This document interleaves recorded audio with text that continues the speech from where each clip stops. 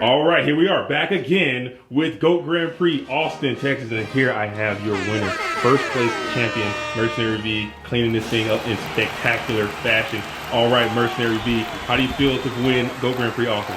Yeah, feeling great. I mean, you know, today it's always going to be turbo for me personally. I mean, everyone online that knows me knows I'm playing turbo. Today I was thinking just Rex Speedman, you know, we're going full turbo. I mean, it's the best deck. You want to win, don't you? You play the best deck if you want to win. I mean, come on, let's make some sense. Pretty much when expected. I saved probably my best hand all day for the championship versus AJT, but I wouldn't, like him, I wouldn't change a single card in the deck. I think it was fantastic. Right on. Let's crack this bad boy open and see what we got. Let's get a peek under the hood, if you will.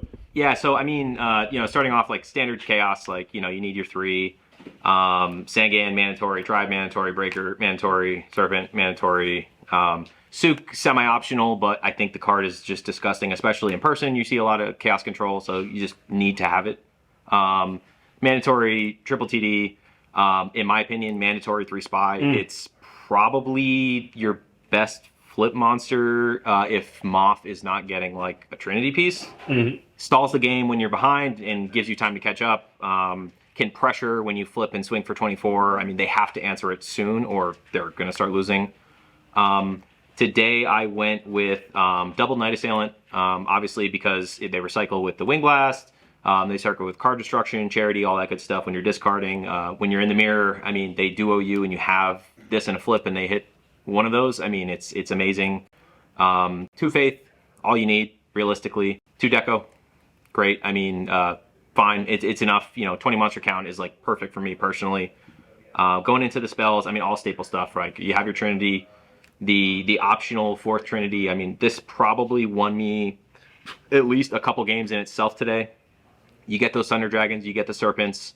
Sometimes you could just fire it off turn 1 and hope to hit, you know, their Trinity in their hand and, you know, recycle cards. Like you have the +1 off the TD, you have the Serpent, you have the Night Assailant. So it's just great. Snatch mandatory, heavy mandatory, double upstart, I mean, great card, obviously. Double knock mandatory, mind control. The idea is, you know, turbo is your biggest threat realistically, so I wanted to hedge and just have, you know, something ready for that. MST and book, both optional. I think they're a little bit better. Again, in person, there's a lot of control, so the book's fine. You can recycle it on your flips, whatever. MST, great. I mean, you know, the deck kind of struggles with decree sometimes, so it's just nice to have. And phase, you can pop stuff, recycle it with Moth, whatever. Wing Blast, personally, better than Regeki Break. I mean, it sets your opponent behind, often creates dead chaos. You can hit a flip and or, you know, a set monster and not have to worry about it being Sangan or Serpent. Amazing.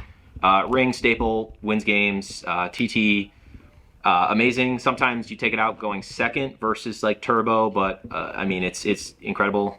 Mirror Force, obviously broken. Dust Shoot at 1 for the hedge. You know, great versus control, great versus turbo. I mean, you literally get full hand knowledge and you get to pick a monster, so you know how to play from there on. And then the 1 Solemn.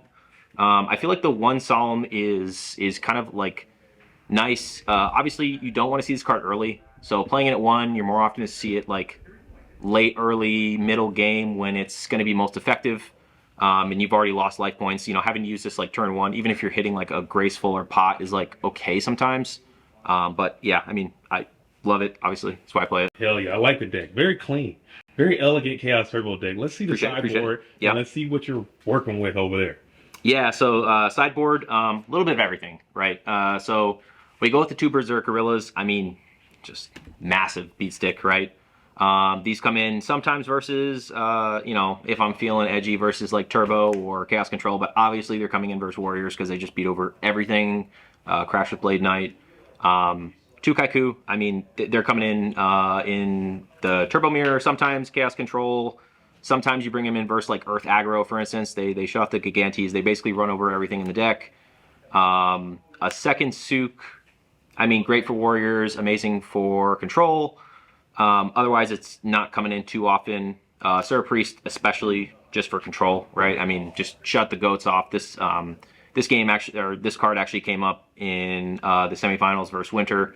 You know, forced out a Regeki Break, you know, because it was going to kill the goats, and then Sork is going to get in for 2,300, and it just creates a lot of pressure, forces them to answer it, or, you know, they're going to lose their field.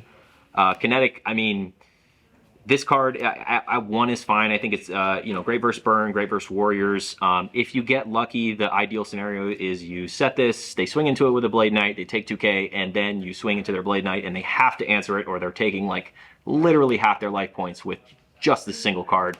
So it's kind of busted when it connects. One mind control, one in the main, one in the side. I think 3 is kind of like overkill. I actually took Carl's advice, and I think this card is a lot better going second.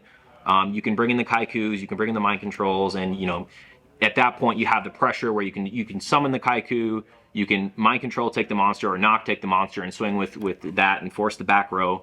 Really good. Walks absolutely mandatory in person because 40-45 minute rounds. It's going to time. This card probably won like at least double-digit games, overall at the Grand Prix today for everybody. And obviously for burn, it's like a must-have. 3-stack, in my opinion, must-have. I mean, always coming in warrior, sometimes coming in versus control. In the fringe games, you'll bring it in versus turbo, and then the second and third dust shoot. This card is just so good versus turbo. It shuts them off. I mean, they spend their entire game building chaos, and you just pick it out of their hand. I mean, it's like, GG's, yeah, often. But, yeah.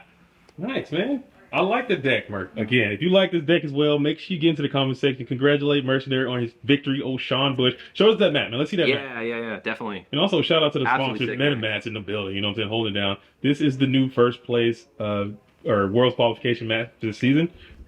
I think it looked pretty dope. And Merc's going home with it. Again, huge shout out to you, Merc. Any special shout outs you want to give before we wrap this bad boy up? Yeah, I mean, shout out to Team Safari. Shout out to all the people from the Go Format War League that were here today. Shout out to my boy Danny from South Florida. We traveled together. Shout out to you. Like carrying this goat community on your back with the content. Absolutely love it. And shout out to AJT. I mean, we talked about it before. We kind of discussed strategy before the tournament, and our dream scenario basically happened where it's us in the finals. So can't ask for a better day. Cheers. Nice, man. All right. Make sure you like, subscribe, and get into the comment section. All right, peace.